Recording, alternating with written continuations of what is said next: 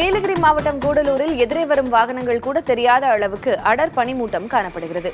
தேவாலாவிலிருந்து பந்தலூர் செல்லும் சாலையில் சாரல் மழை பெய்தாலே அதிகப்படியான பனிமூட்டத்தை காண முடியும். ஆனால் தற்போது கனமழை பெய்யக்கூடிய நிலையில் இந்த சாலை எந்நேரமும் அடர் பனிமூட்டத்தோடு காணப்படுகிறது. இதனால் தேவாலா பந்தலூர் சாலையில் சாரல் மழையோடு அடர் பனிமூட்டங்களுக்கு இடையே பயணித்து நீர்வீழ்ச்சியை கண்டு ரசிக்கும் அனுபவத்தை பெறுவதற்காக ஏராளமான சுற்றுலா பயணிகள் இப்பகுதிக்கு செல்கின்றனர்.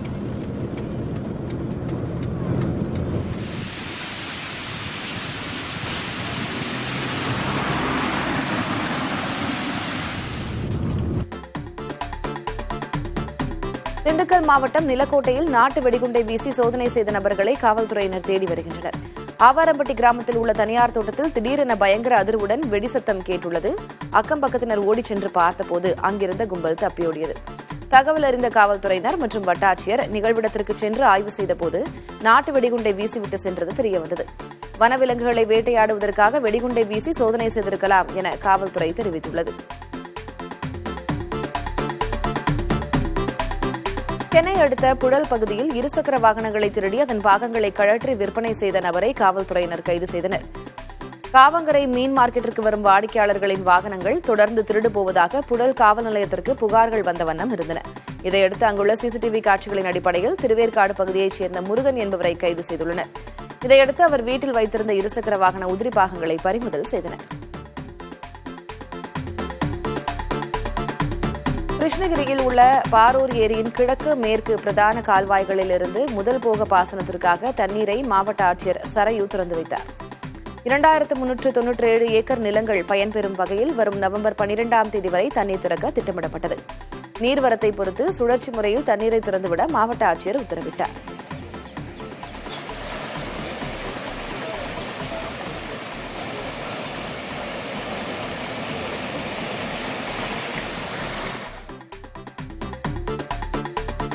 நாகாலாந்து அருணாச்சல பிரதேச மாநில பதிவு எண் கொண்ட ஆம்னி பேருந்துகளை புதுக்கோட்டை வட்டார போக்குவரத்து அலுவலர் பறிமுதல் செய்தார். பிற மாநில பதிவெண் கொண்ட ஆம்னி பேருந்துகளை இயக்கக்கூடாது என அதிகாரிகள் எச்சரிக்கை விடுத்திருக்கும் நிலையில் புதுக்கோட்டை வழியாக சென்னைக்கு பிற மாநில பதிவெண் கொண்ட வாகனங்கள் இயக்கப்படுவதாக வட்டார போக்குவரத்து அலுவலர் ஜெய்சங்கருக்கு தகவல் கிடைத்துள்ளது. அதன் அடிப்படையில் புதிய பேருந்து நிலையத்தில் ஆய்வு செய்யும் போது அருணாச்சல பிரதேசம், நாகாலாந்து ஆகிய மாநில பதிவெண் கொண்ட 2 பேருந்துகள் பயணிகளோடு இருப்பது தெரியவந்ததை அடுத்து பேருந்துகளை பறிமுதல் செய்து விசாரித்து வருகின்றனர்.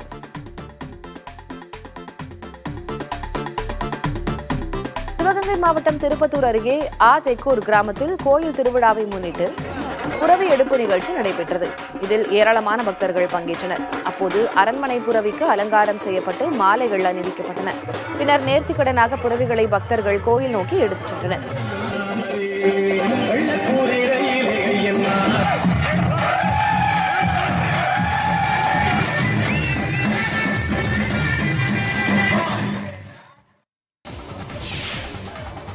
தூத்துக்குடி மாவட்டத்தில் அக்னிபத் திட்டத்தின் கீழ் முப்படைகளில் இளைஞர்களை சேர்ப்பதற்கான முகாம் நடைபெற்று வருகிறது.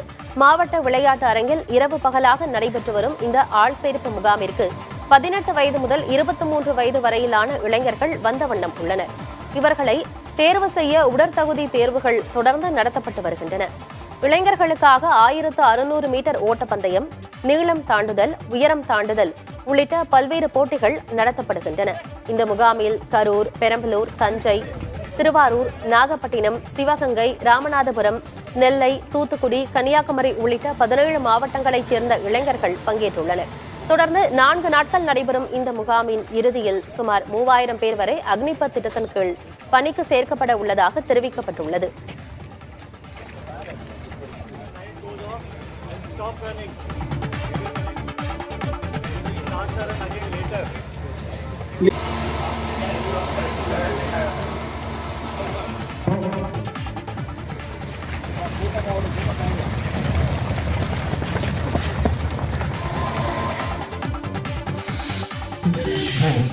கள்ளக்குறிச்சி விஷச்சாராய உயிரிழப்புகளை கண்டித்து நடைபெற்ற போராட்டத்தில் பங்கேற்ற பாடகர் கோவன் தனது பாணியில் பாட்டு பாடி தமிழக அரசுக்கு பல்வேறு வகையில் கேள்வி எழுப்பினார். கள்ளக்குறிச்சி மாவட்ட ஜனநாயக சக்திகள் என்ற கூட்டமைப்பு சார்பாக நடைபெற்ற போராட்டத்தில் மக்கள் நலவாழ்வை சூறையாடும் டாஸ்மாகை மூட வேண்டும் உள்ளிட்ட கோரிக்கைகளை வலியுறுத்தினர். இதில் கலந்து கொண்ட தமிழ்நாடு மக்கள் கலை இலக்கிய கழகத்தின் மாநில பொதுச் செயலாளர் கோவன் போதையில்லா தமிழகத்தை பார்க்க முடியுமா என கேள்வி எழுப்பி பாடலை பாடினார்.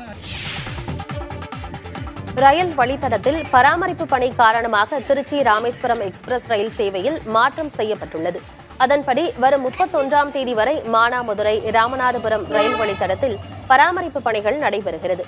இதையடுத்து அவ்வழியாக செல்லும் திருச்சி ராமேஸ்வரம் எக்ஸ்பிரஸ் ரயில் மானாமதுரை வரை மட்டுமே இயங்கும் என திருச்சி ரயில்வே கோட்டம் தெரிவித்துள்ளது. இதேபோல மறுமார்க்கமாக ராமேஸ்வரம் திருச்சி எக்ஸ்பிரஸ் ரயில் மானாமதுரையிலிருந்து மாலை 4:30 மணிக்கு புறப்பட்டு இரவு 8:10 மணிக்கு திருச்சியை சென்றடையும். மேலும் பராமரிப்பு பணிகள் காரணமாக மானாமதுரை ராமநாதபுரம் இடையே ரயில் சேவை ரத்து செய்யப்பட்டுள்ளது.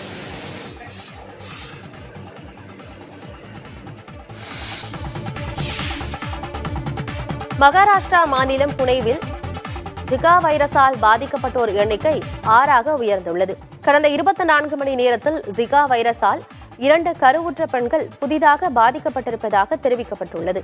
2 கர்ப்பிணிகளுக்கும் மருத்துவமனையில் சிகிச்சை அளிக்கப்பட்டு வரும் நிலையில் இருவரின் உடல்நிலையும் சீராக இருப்பதாக மருத்துவர்கள் தெரிவித்துள்ளனர்.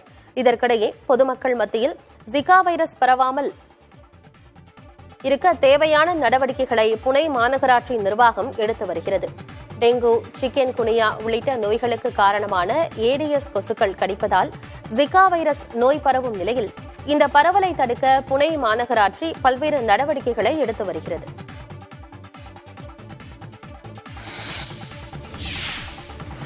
கேரளாவில் 6 மாவட்டங்களில் இன்று கனமழைக்கான மஞ்சள் எச்சரிக்கை விடுக்கப்பட்டுள்ளது.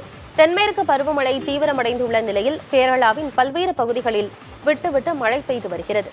இந்நிலையில் திருவனந்தபுரம், கொல்லம், ஆலப்புழா, கோழிக்கோடு, கண்ணூர், காசர்கோடு மாவட்டங்களில் கனமழை பெய்ய வாய்ப்பிருப்பதாக வானிலை ஆய்வு மையம் எச்சரிக்கை விடுத்துள்ளது. மேலும் மலையோர பகுதிகளில் இருப்பவர்கள் எச்சரிக்கையாக இருக்க வேண்டும் என அறிவுறுத்தப்பட்டுள்ளது. குறிப்பாக கேரளாவில் இன்னும் 3 நாட்களுக்கு மழை நீடிக்கும் என தெரிவிக்கப்பட்டுள்ளது.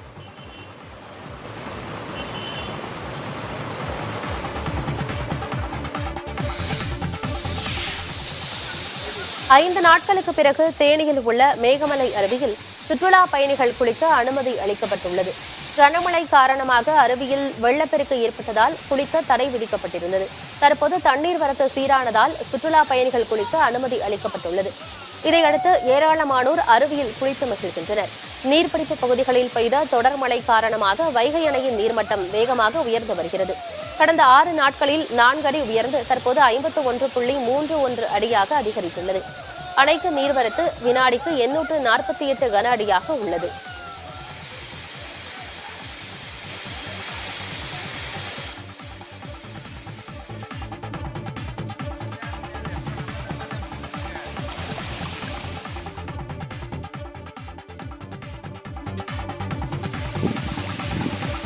இதனிடையே வைகை அணையிலிருந்து மதுரைக்கு குடிநீர் கொண்டு செல்லும் ராட்சத குழாயில் உடைப்பு ஏற்பட்டதால் தண்ணீர் வீணாகி செல்கிறது. பல லட்சம் லிட்டர் தண்ணீர் வீணாகி விளைநிலங்கள் வழியாக சென்று வைகை ஆற்றில் வீணாக கலந்து வருவதால் விரைவில் நடவடிக்கை எடுக்க மக்கள் கோரிக்கை விடுத்துள்ளனர்.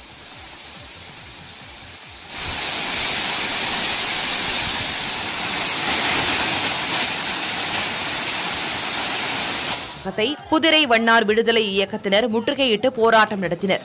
அவர்கள் மீது முதலியார்பேட்டை காவல் நிலையத்தில் புதிய குற்றவியல் சட்டத்தின் BNSS 170 பிரிவின் கீழ் வழக்கு பதிவு செய்யப்பட்டிருக்கிறது. வழக்கமாக போராட்டம் நடத்துபவர்களை காவல்துறையினர் பாதுகாப்பு கருதி கைது செய்து காவல் நிலைய பொறுப்பில் வெளியே விடுவார்கள். அதன்படி அமலுக்கு வந்துள்ள புதிய சட்டத்தின்படியும் அவர்கள் வெளியே அனுப்பப்பட்டுள்ளார்கள். ஆனால் வட்டாட்சியர் ஏதேனும் புகார் கொடுத்தால் அதன் மீது பதியப்பட்ட வழக்கின் மீது மேல் நடவடிக்கை எடுக்க புதிய சட்டம் வழிவகுக்கிறது. சென்னையில் கொலை மிரட்டல் புகாரை அடுத்து தலைமறைவான பாஜக மாவட்ட தலைவரை காவல்துறையினர் தேடி வருகின்றனர். சென்னை கிழக்கு மாவட்ட பாஜக அரசு தொடர்பு பிரிவு செயலாளராக உள்ளவர் பாலசுப்ரமணியம். இவர் வேளச்சேரியில் நடந்த பாஜக ஆலோசனைக் கூட்டத்தில் பங்கேற்ற நிலையில் கூட்டத்தில் சலசலப்பு ஏற்பட்டதாக கூறப்படுகிறது. கூட்டம் முடிந்து வெளியே வந்தபோது சென்னை கிழக்கு மாவட்ட தலைவர் சாய் சத்யனுக்கும் பாலசுப்ரமணியனுக்கும் வாய் தகராறு ஏற்பட்டிருக்கிறது. அப்போது மாவட்ட தலைவர் சாய் சத்யன் பாலசுப்ரமணியத்திற்கு கொலை மிரட்டல் விடுத்ததாக கூறப்படுகிறது. இதுகுறித்து பாலசுப்ரமணியம் அளித்த புகாரின் பேரில் சாய் சத்யன் மீது வேளச்சேரி காவல்துறையினர் வழக்கு பதிவு செய்தனர். இதைத் தொடர்ந்து சாய் சத்யனை கைது செய்ய அவரது வீட்டிற்கு வேளச்சேரி காவல்துறையினர் சென்றபோது சாய் சத்யன் தலைமறைவானது தெரியவந்தது.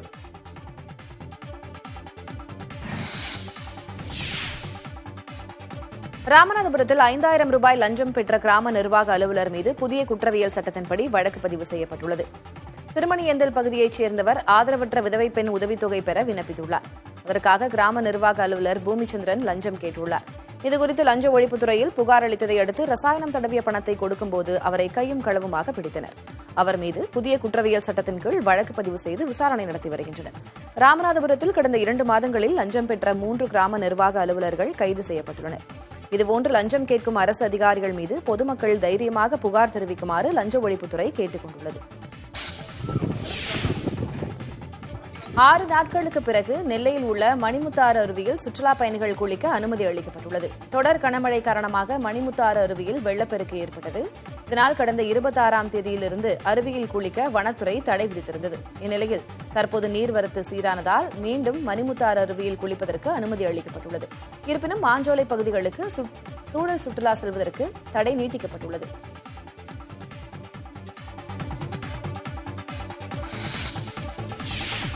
அசாம் மாநிலத்தில் குடியிருப்புகளை மழைநீர் சூழ்ந்ததால் இயல்பு வாழ்க்கை முடங்கியுள்ளது. அசாம், மேகாலயா உள்ளிட்ட வடகிழக்கு மாநிலங்களில் கடந்த சில நாட்களாக கனமழை பெய்து வருகிறது. இதனால் பிரம்மபுத்திரா ஆற்றில் வெள்ளம் பெருக்கெடுத்து ஓடுகிறது.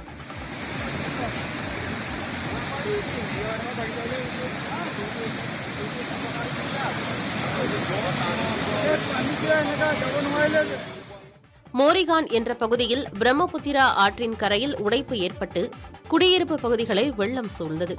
வீடுகளில் இடுப்பளவுக்கு நீர் சூழ்ந்திருப்பதால் பொதுமக்கள் வீடுகளை விட்டு வெளியேறினர்.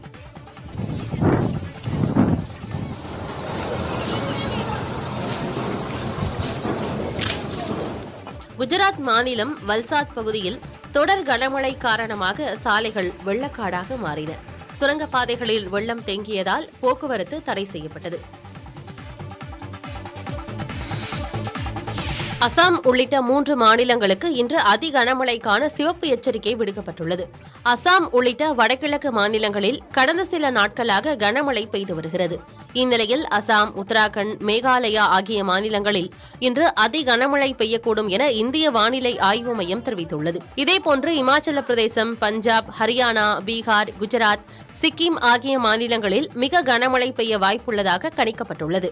ஜார்க்கண்ட், கோவா, மகாராஷ்டிரா, கர்நாடகா மற்றும் கேரளா உள்ளிட்ட மாநிலங்களில் ஒரு சில இடங்களில் கனமழை பெய்யக்கூடும் என்றும் தெரிவிக்கப்பட்டுள்ளது.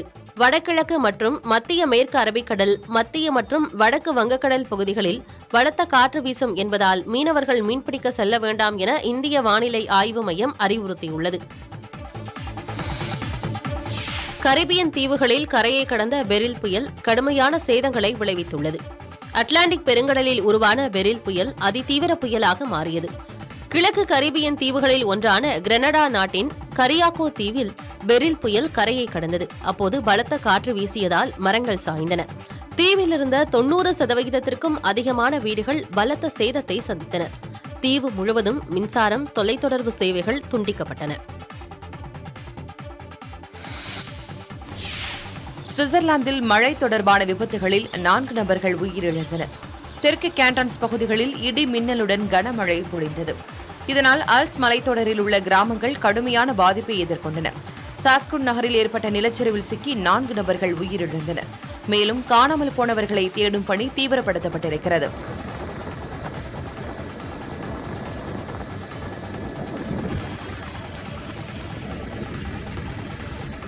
ஆறுகளில் ஏற்பட்ட வெள்ளப்பெருக்கால் குடியிருப்புகள், முக்கிய சாலைகள் தண்ணீரில் மூழ்கின. பாதிக்கப்பட்ட இடங்களில் வசிப்போர் ஹெலிகாப்டர் உதவியுடன் மீட்கப்பட்டனர்.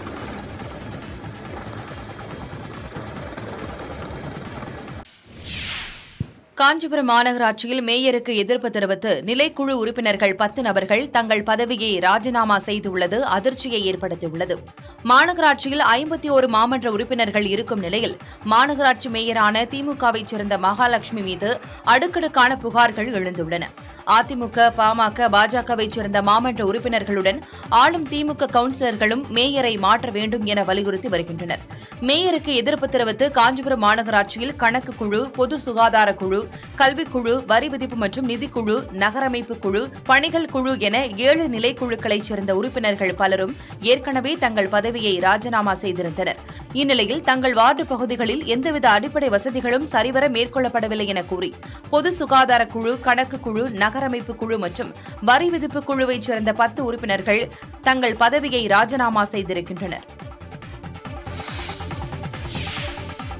விழுப்புரம் விக்கிரவாண்டி தொகுதியில் சட்டவிரோதமாக பொதுமக்களை திமுகவினர் அடைத்து வைத்துள்ளதாக கூறி பாமகவினர் சாலை மறியல் போராட்டத்தில் ஈடுபட்டனர். பாட்டாளி மக்கள் கட்சியின் சேலம் மேற்கு சட்டமன்ற தொகுதியின் உறுப்பினர் அருள் தலைமையிலான கட்சி நிர்வாகிகள் உள்ளிட்ட 100க்கும் மேற்பட்டோர் திமுகவினருக்கு எதிராக முழக்கமிட்டனர்.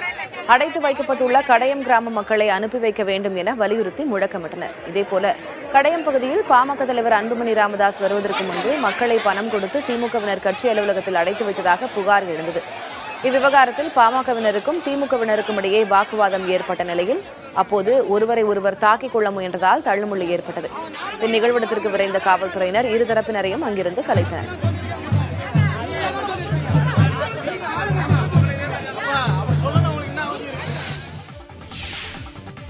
சென்னைக்கு ரயில் மூலம் கஞ்சா கடத்தி வந்த 2 பெண்களை காவல்துறையினர் கைது செய்தனர். பூரி வாராந்திர ரயில் சென்னை சென்ட்ரல் ரயில் நிலையத்திற்கு வந்தடைந்த நிலையில் அதிலிருந்து இறங்கிய 2 பெண்கள் அதிக அளவு சுமையுடன் சென்றுள்ளனர். அவர்களின் நடவடிக்கையில் ஐயம் ஏற்பட்டதால் உடைமைகளை ரயில்வே காவல்துறையினர் பரிசோதனை செய்தனர். இதில் 2 மூட்டைகளில் 20 கிலோ கஞ்சாவை கடத்தி வந்தது தெரியவந்தது. விசாரணையில் அவர்கள் ஒடிசா மாநிலத்தைச் சேர்ந்த சரோஜினி ரோத், நளினி சாமல் என தெரியவந்த நிலையில் அவர்களை காவல்துறையினர் கைது செய்தனர்.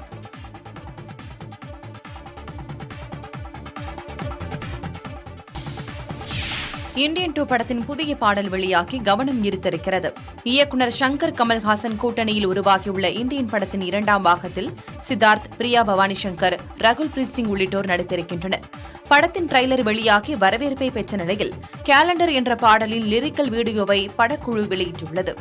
அனிருத் இசையில் சுவி, ஐஸ்வர்யா சுரேஷ் ஆகியோர் பாடியுள்ள இந்த பாடலை கபிலன் வைரமுத்து எழுதியுள்ளார். பிரம்மாண்ட பொருட்செலவில் உருவாக்கப்பட்டுள்ள இந்த பாடல் காட்சிகள் கவனம் பெற்றுள்ளன. இந்தியன் 2 திரைப்படம் வரும் 12ஆம் தேதி திரையரங்குகளில் வெளியாக உள்ளன. கிருஷ்ணகிரி மாவட்டம் பர்கூர் அருகே 40 ஆண்டுகளுக்கு முன்பு கட்டி கொடுக்கப்பட்டு பாழடைந்த நிலையில் இருக்கும் தொகுப்பு வீடுகளை இடித்துவிட்டு புதிய வீடு கட்டித்தர வேண்டும் என வலியுறுத்தி இருளர் இன மக்கள் மாவட்ட ஆட்சியர் அலுவலகத்தை முற்றுகையிட்டனர். கிருஷ்ணகிரி மாவட்டம் பர்கூர் அடுத்த ஒப்பதவாடி ஊராட்சிக்குட்பட்ட காளியம்மன் கோவில், எம்ஜிஆர் நகர், காமாட்சிபுரம், கிருஷ்ணா நகர் ஆகிய பகுதிகளில் சுமார் 300க்கும் மேற்பட்ட இருளர் இன மக்கள் வசித்து வருகின்றனர். இவர்களுக்காக கடந்த 1989ஆம் ஆண்டு தமிழக அரசு சார்பில் தொகுப்பு வீடுகள் கட்டிக் கொடுக்கப்பட்டன. இந்த வீடுகள் பழுதடைந்து எந்நேரமும் இடிந்து விழலாம் என்ற நிலையில் இருப்பதால் வீடுகளை இடித்துவிட்டு புதிய வீடு கட்டித்தர வேண்டும் என அந்த மக்கள் தொடர்ந்து மனுக்கள் அளித்தும் நடவடிக்கை எடுக்காததால் மாவட்ட ஆட்சியர் அலுவலகத்தை முற்றுகையிட்டனர். அவர்களுடன் பேச்சுவார்த்தை நடத்திய மாவட்ட ஆட்சியர் சரையு அவர்கள் வசிக்கும் வீடுகளை பார்வையிடுவதாகவும் அவர்கள் கோரிக்கையை ஏற்று புதிய வீடுகள் கட்டித்தர அரசுக்கு பரிந்துரைப்பதாகவும் உறுதியளித்தார். 1 லட்சம் ரூபாய் செலுத்தினால் 4 லட்சம் ரூபாய் தருவதாக கூறி 87 கோடி ரூபாயை ஓய்வு பெற்ற ஆசிரியரும் அவரது குடும்பத்தினரும் மோசடி செய்துவிட்டதாக பாதிக்கப்பட்டவர்கள் திருவள்ளூர் மாவட்ட காவல் கண்காணிப்பாளர் அலுவலகத்தில் புகார் அளித்துள்ளனர். சென்னையில் செயல்பட்ட ஸ்வர்ணதாரா குழுமம் என்ற நிதி நிறுவனத்தில் ஓய்வு பெற்ற ஆசிரியர் பாண்டுரங்கன் பிசினஸ் அசோசியேட்டராகவும் அவரது குடும்பத்தினர் புரோக்கர்களாக இருந்து வந்ததாகவும் கூறப்படுகிறது. இவர்கள் 1 லட்சம் ரூபாய் செலுத்தினால் 4 லட்சம் ரூபாய் தருவதாக கூறி 1930 நபர்களிடமிருந்து 87 கோடி ரூபாயை வசூலித்ததாகவும் சொல்லப்படுகிறது. பின்னர் 3 ஆண்டுகள் வட்டியை சரியாக அளித்ததாகவும் அதன் பிறகு வட்டியை அளிக்காமல் அலைக்கழித்து வந்ததாகவும் கூறப்படுகிறது. இந்த சூழலில் நிதி மோசடியில் ஈடுபட்டதாக ஸ்வர்ணதாரா குழுமத்தின் இயக்குநர்கள் உட்பட 7 நபர்கள் கைது செய்யப்பட்டனர். இந்த நிலையில் பாண்டுரங்கன் தங்களிடமிருந்து 87 கோடி ரூபாயை மோசடி செய்துவிட்டதாக கூறி திருவள்ளூர் மாவட்ட காவல் கண்காணிப்பாளர் அலுவலகத்தில் பாதிக்கப்பட்டவர்கள் புகார் அளித்தனர். பெரம்பலூரில் லஞ்சம் பெற முயன்ற புகாரில் துணை வட்டாட்சியர் மற்றும் கிராம நிர்வாக அலுவலர் கைது செய்யப்பட்டுள்ளனர். பெரம்பலூரில் உள்ள திருமண மண்டபத்தில் நிகழ்ச்சி நடத்த அனுமதி கோரி மண்டப மேலாளரான துரைராஜ் துணை வட்டாட்சியர் பழனியப்பனை அணுகியுள்ளார். அப்போது அவர் 20,000 ரூபாய் லஞ்சம் கேட்டதாகவும் பணத்தை எசனை கிழக்கரை கிராம நிர்வாக அலுவலரான நல்லசாமி மூலம் பெற முயன்றதாகவும் கூறப்படுகிறது. இதனையடுத்து லஞ்ச ஒழிப்புத்துறையினரை அணுகிய துரைராஜ் ரசாயனம் தடவிய பணத்தை நல்லசாமியிடம் கொடுத்துள்ளார். அப்போது லஞ்ச ஒழிப்புத்துறையினர் நல்லசாமியை கைது செய்துள்ளனர். தொடர்ந்து துணை வட்டாட்சியர் பழனியப்பன் கைது செய்யப்பட்ட நிலையில் அவருக்கு நெஞ்சுவலி ஏற்பட்டதால் பெரம்பலூர் அரசு தலைமை மருத்துவமனையில் அனுமதிக்கப்பட்டுள்ளார். இலங்கையில் தமிழ் தேசிய கூட்டமைப்பின் தலைவர் ரா சம்பந்தனின் மறைவு தமிழ் தேசிய தளத்தில் உள்ள அனைவரையும் துக்கத்தில் ஆழ்த்தி இருப்பதாக அந்த கூட்டமைப்பைச் சேர்ந்த நாடாளுமன்ற உறுப்பினர் ரா சாணக்கியன் தெரிவித்தார். ரா சம்பந்தனுக்கு அஞ்சலி செலுத்தும் வகையில் மட்டக்களப்பில் தமிழரசு கட்சியின் கொடி அரைக்கம்பத்தில் பறக்கிவிடப்பட்டு அஞ்சலி செலுத்தப்பட்டது.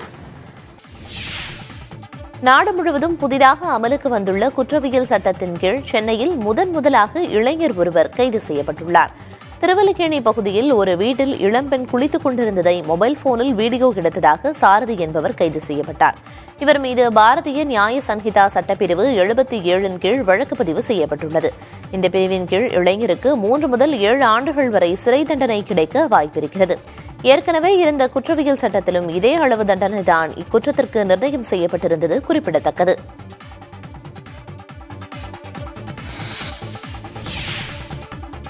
மதுரை தோப்பூர் அரசு காசநோய் மருத்துவமனையில் நிர்வாக அலுவலராக பணியாற்றி ஓய்வு பெற்ற மருத்துவர் காந்திமதிநாதனை முதலமைச்சர் மு.க.ஸ்டாலின் தனது இல்லத்திற்கு அழைத்து வாழ்த்து தெரிவித்தார்.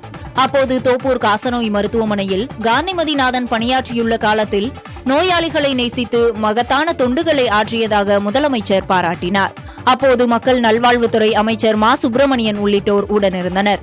காந்திமதிநாதன் பணியாற்றிய காலத்தில் தோப்பூர் காசநோய் மருத்துவமனை அதிநவீன மருத்துவ வசதிகளுடன் தமிழகத்தின் தலைசிறந்த நெஞ்சக மருத்துவமனையாக உருவெடுத்ததாக செய்திக்குறிப்பில் தெரிவிக்கப்பட்டுள்ளது. ஹஜ் பயணத்தை முடித்து 326 தமிழர்கள் சென்னை திரும்பினர்.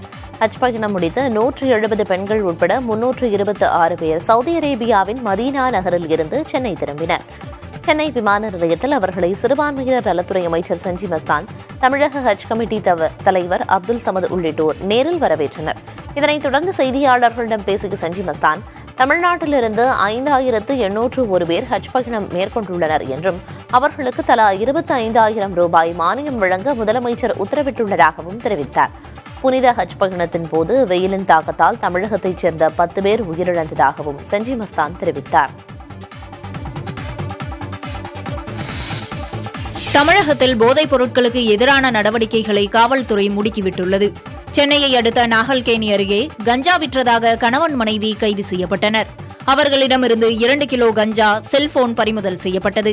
தருமபுரி மாவட்டம் நல்லம்பள்ளி பகுதியில் கஞ்சா கடத்தி வந்த 4 இளைஞர்களை கைது செய்த காவல்துறையினர் அவர்களிடமிருந்த 400 கிராம் போதைப் பொருளை கைப்பற்றினர். அரியலூர் அருகே மீன் சுருட்டியில் காவல்துறையினர் காரில் கடத்தி வரப்பட்ட 4 லட்சம் ரூபாய் மதிப்புள்ள 500 கிலோ குட்காவை கைப்பற்றினர். காரிலிருந்து தப்பியோடியவர்களை காவல்துறையினர் தேடி வருகின்றனர். கோவை அருகே கருமத்தம்பட்டியில் கஞ்சா சாக்லேட் விற்ற புகாரில் கைதான 2 மீது காவல்துறையினர் குண்டர் சட்டத்தின் கீழ் வழக்கு பதிவு செய்தனர். மாவட்ட காவல் கண்காணிப்பாளர் பரிந்துரையின் பேரில் இந்நடவடிக்கை எடுக்கப்பட்டுள்ளது. திருவள்ளூர் மாவட்டம் மூலக்கரையில் சாலை பணிக்கு எதிர்ப்பு தெரிவித்து பொதுமக்கள் சாலை மறியலில் ஈடுபட்டனர். சென்னை மாநகர எல்லைக்குள் கனரக வாகனங்கள் நுழைவதை தடுப்பதற்காக எண்ணூர் துறைமுகத்திலிருந்து மாமல்லபுரம் அருகே பூஞ்சேரி கிழக்கு கடற்கரை சந்திப்பு வரை 200 அடி சாலை பணி 133 கிலோமீட்டருக்கு நடைபெற்று வருகிறது. இதில் மூலக்கரை பகுதி மக்கள் பயன்படுத்தி வந்த சாலையை துண்டித்து பணிகள் நடைபெறுவதாக புகார் தெரிவித்து போராட்டம் நடத்தப்பட்டது.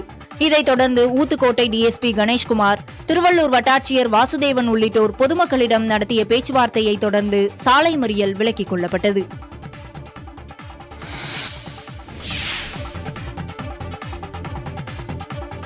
மத மோதலை தூண்டும் விதமாக சமூக வலைதளங்களில் பதிவிட்ட இந்து முன்னணி மாநில செயலாளர் குருஜி மீது குண்டர் சட்டத்தில் நடவடிக்கை எடுக்க வேண்டும் என சென்னை உயர்நீதிமன்ற மதுரை கிளை நீதிபதி புகழேந்தி கருத்து தெரிவித்துள்ளார்.